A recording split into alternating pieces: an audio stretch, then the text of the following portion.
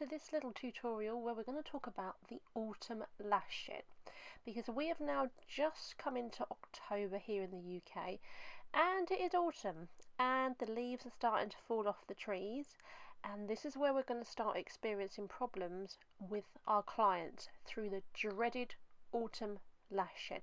And yes, it does exist. So you're probably thinking, autumn lash shed, what is this? Is this even real? And absolutely it is.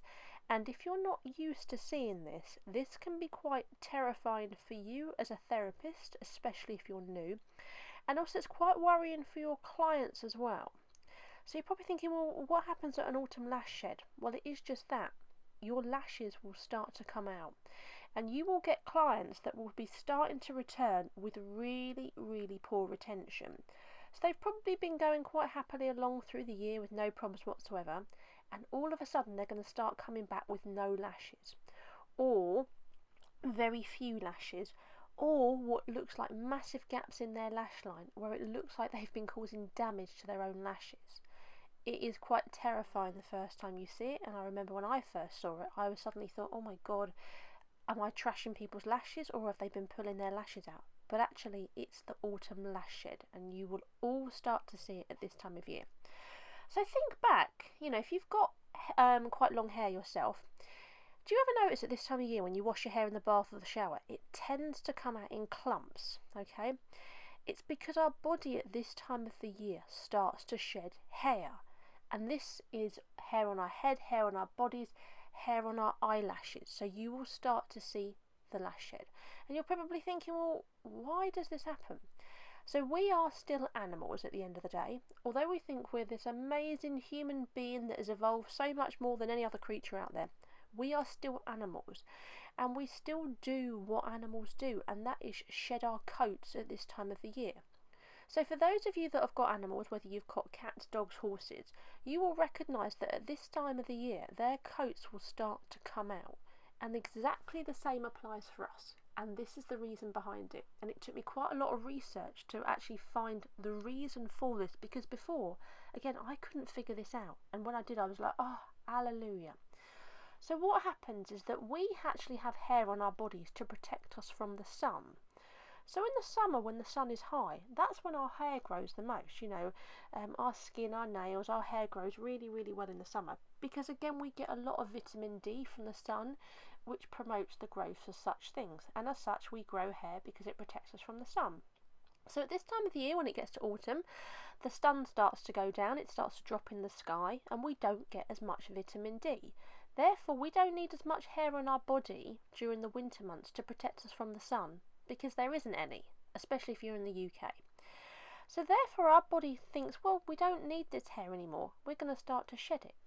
Now also, hair takes quite a lot of energy to grow, so there's quite a lot of blood supply being pumped to those areas to make that hair grow. And when the sun starts going down, we lack vitamin D, so that's a lack of vitamins in our systems, and therefore we start to get sick, which is why in the winter we always seem to get more ill or more sick than we do in the summer. So our body starts to pull away the blood supply from these areas, because we need to kind of preserve our energy. So as such, our hair not only falls out because we don't need it to protect us from the sun anymore, but also it's a way of making sure that our blood is going to like our major organs and making sure that we can stay healthy. So therefore our hair will start to fall out this time of the year when the sun is low. So what are you going to see? So your clients will come back complaining of really poor retention, and the first person they're going to want to blame is you as the lash technician.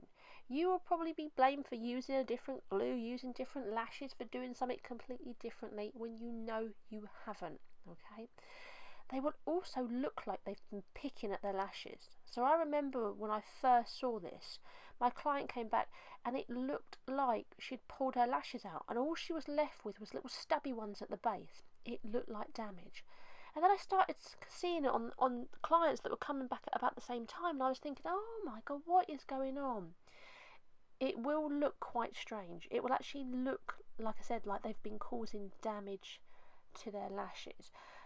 They will have lost loads. There will be loads of growth of baby lashes coming through. They will have very few good lashes. it just will look like a bit of a mess and they won't be able to keep their lashes on. So you're thinking, well, what can I do about this?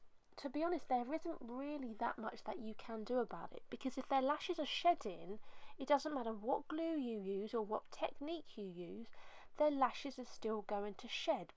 So it is important that you educate your clients about why this is happening, okay? And please feel free to share this video on your pages so that you can educate your clients as to what happens, because they really won't believe you. They'll just look at you like you've grown horns out of your head. But it is true, and tell them to go away and research this on Google, because they will get the same answer that I'm giving you here.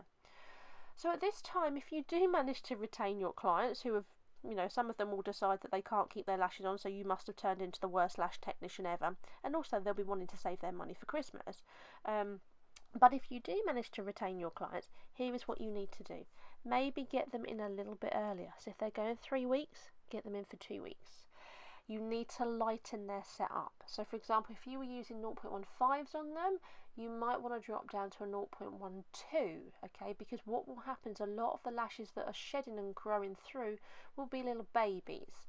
So you'll need to lash those little babies, but you will need to lighten your weight, okay?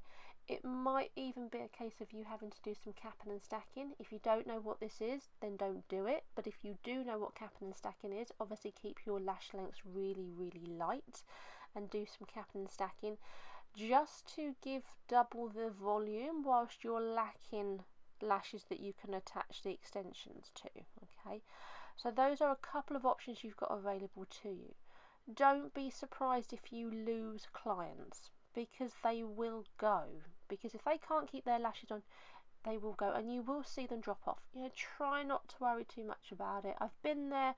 I know it's worrying, but there is only so much you can do. But hopefully if you can get in there with this video, or get on there with your posts on your Facebook pages, or even send a text to your clients, which is what I did last year and I will be doing it this year, just to tell them what to expect, because we are still animals.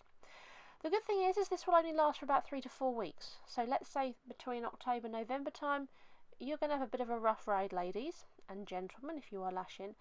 But it will then start to calm down. So once you sort of get into November, December time, you'll start to see things calm down a little bit more, and the lashes will start to do a little bit better. Be warned though, that we do also have spring sheds, okay? Not as bad as autumn lash sheds, but you do get them in the spring. Again, if you look at your cats, dogs, your horses, you will see that they will start to shed out their winter coats and make way for their new ones. This happens to us. And then obviously we get into the high humidity where we can't keep the lashes on anyway. And if you don't know about that, go and watch one of my other videos, because that will tell you all about humidity and temperature. So to be honest, we actually have a pretty rough ride as lash technicians, trying to keep our clients' lashes on throughout the year. But hey, who would be a lash technician? So I do hope that that is explained why this happens, and you know what your clients have got in store for them and what you have got in store for them. However, I'm a great advocate that it is your responsibility to educate your client, because they don't know any of this, okay?